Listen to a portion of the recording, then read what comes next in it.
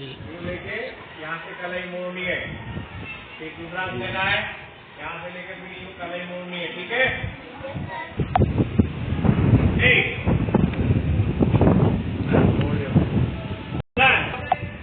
हाथ देखो कहाँ है, दोनों हाथ कमर पे ऐसे।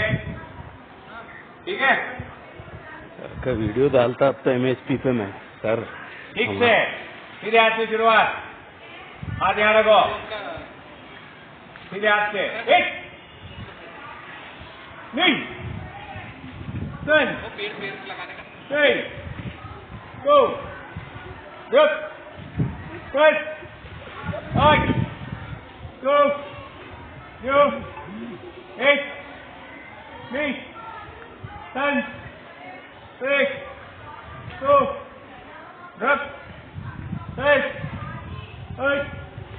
दो चार, हाथ यहाँ पर, स्टमक मिडल लेवल, स्टमक यानी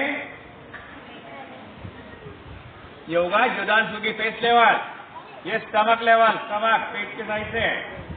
ठीक है, सीधे हाथ से शुरुआत, आड़ा टेढ़ा हाथ नहीं आना चाहिए, सीधा आना चाहिए।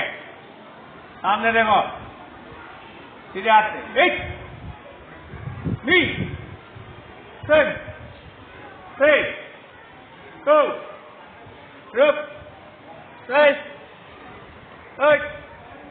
दो एक एक